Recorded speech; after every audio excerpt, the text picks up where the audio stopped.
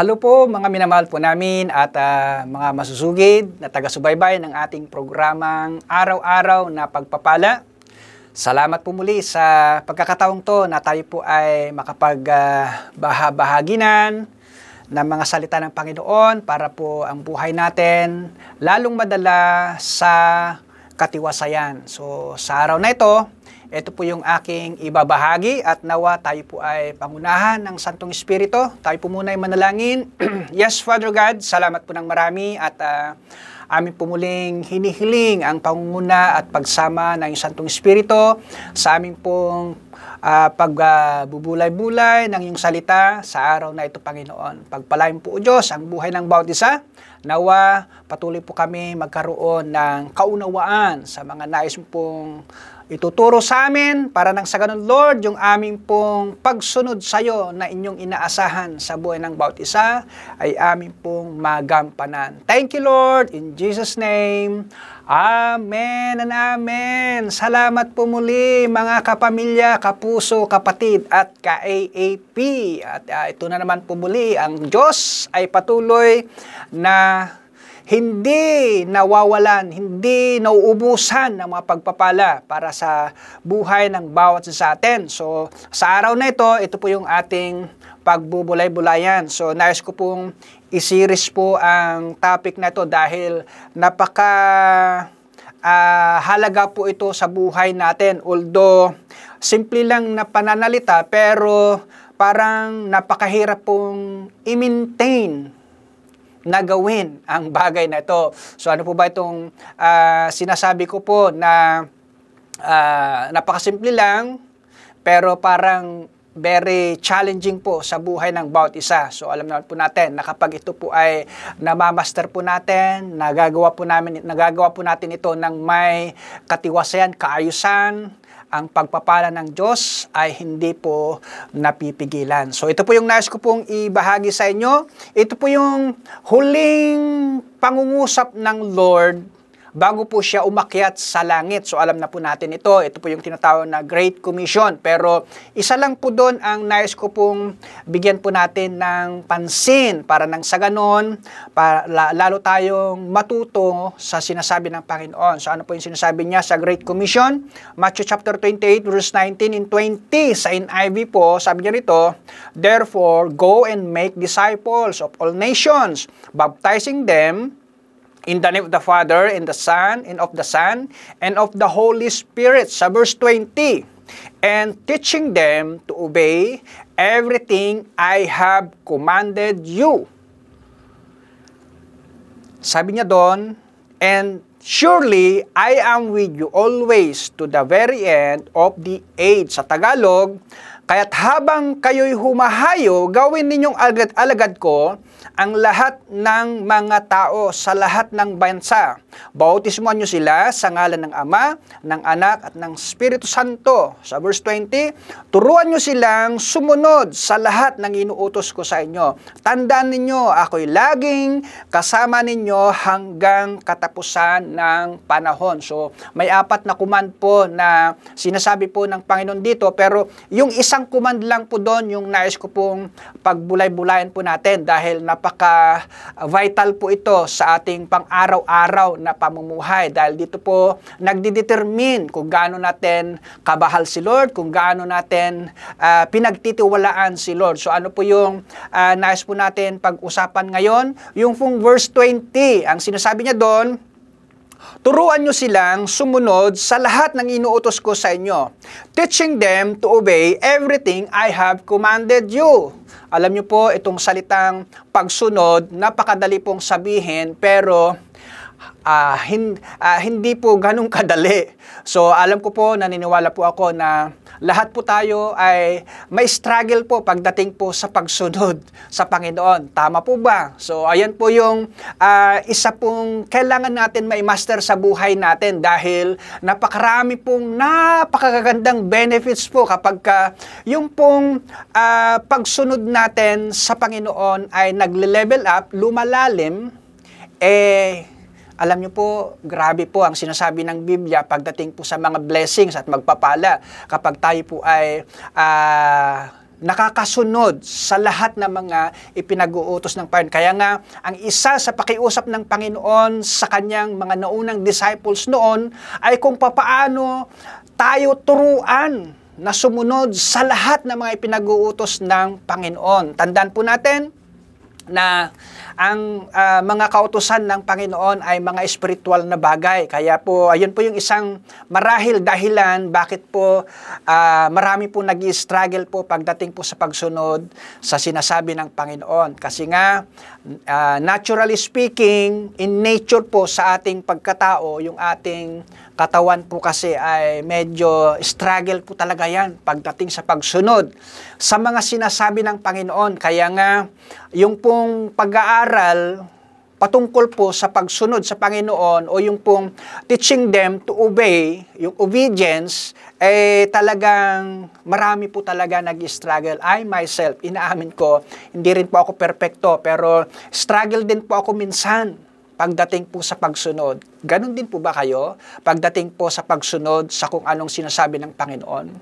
So, kaya yun po yung gusto ko pong i-series every time na ako po ay maiatas para nang sa ganon ay mabigyan po tayo ng mga panuntunan kung paano po natin na i-level up at napagbubuti yung pagsunod po natin sa mga sinasabi ng Panginoon. So, ito lamang po yung mga ilang iiwan ko, and then sa mga susunod ko pong mga paglalahad, yung mga ibang kahalagahan po ng pagsunod natin sa Panginoon.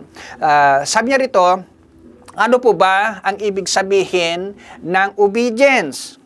Okay? What does obedience mean? Sabi niya rito, kung sa simpleng kaunawaan po ang ibig sabihin ng pagsunod ay simple lang naman, lalo na patungkol sa Panginoon. In a simple terms, it means hearing the Word of God and acting on it. Ganun lang naman po kasimple yung basihan bakit po tayo kailangan sumunod sa Panginoon. Una, kailangan may napapakinggan po tayong salita ni Lord at yun po yung kailangan natin iakto. Ganun lang po kasimple kasi minsan ang dami pong struggle po pagdating po sa pagsunod. Kanya nga lang, ang isa talagang nagiging challenge po sa atin kaya nahihirapan po tayong sumunod ay kumusta po ba ang pakikinig natin sa salita ng Panginoon. Gaano ba kalinaw sa bawat isa sa atin ang bawat napapakinggan natin mga salita? Opo, napakarami po natin naririnig na mga salita ng Diyos. Napakaraming platform, napakaraming paraan kung saan tayo nakakapakinig. Ang tanong, naiintindihan po ba natin ang mga instruction na sinasabi ng Lord sa atin na iyon ang kailangan natin iakto o i-apply? So, ayan po yung simpleng kahulugan po ng obedience sa Panginoon. Okay? It implies, sabi niya, aligning our will to God's will, doing what God has asked us to do. Anong sinasabi rito? Pinatutuhanan nito, binibigyang pakahulugan nito, yung kinakailangan natin i-align yung gusto natin sa kagustuhan ng Panginoon. Kaya dito po tayo madalas tinatamaan na nag-struggle po dahil meron po tayong gusto na ayaw naman ng Panginoon. At merong gusto si Lord pero ayaw naman natin. So, anong sinasabi niya? Napakahulugan po ng pagsunod. Kailangan daw, naalala ko ulit yung madalas na punchline ni Bishop nung araw. Ano po yung punchline ni Bishop nung araw? Kung gusto ni Lord, pero ayaw mo, anong gagawin natin? Di gustuhin na rin natin. Papaano kung ayaw ni Lord, pero gusto mo? Sino masusunod? Di ayaw na rin natin. Ibig sabihin, ina-align natin yung will natin sa lahat ng gusto ng Panginoon. So, ayan po yung ibig sabihin ng pagsunod sa Panginoon. Ina-align natin yung kagustuhan natin sa kagustuhan ng Diyos.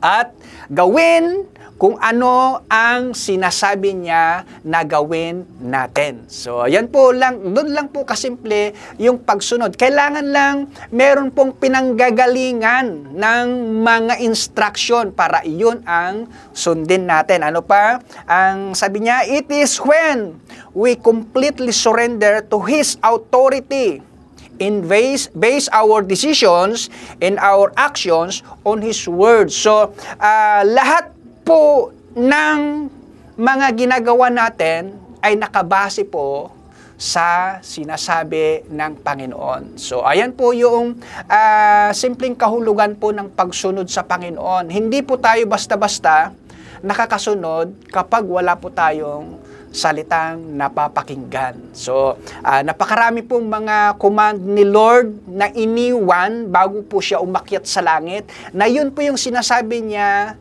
sa mga naunang disciples niya na i-impart nila sa atin at itinuturo sa atin para nang sa ganon, nagpapatuloy yung ating pagsunod sa mga sinasabi ng Panginoon. At isa nga pong kakambal nga, kasama kalakip nung Great Commission na iniwan niya sa atin ay yung pong tayo ay natututong humayo at magbahagi ng salita ng Panginoon. At the same time, yung tayo ay tinuturuan na maging disciple ni Lord. Alam niyo ho ba kung anong ibig sabihin ng disciples? Ang mga disciples po ay willing na matuto sa lahat ng mga sinasabi ng salita ng Panginoon. So, salamat po muli sa araw na ito na ito po ay patuloy natin pagbulay-bulayan. Kumusta po ba ang pagsunod natin sa Panginoon? So, sa mga susunod po na episode po ng aking pag-share,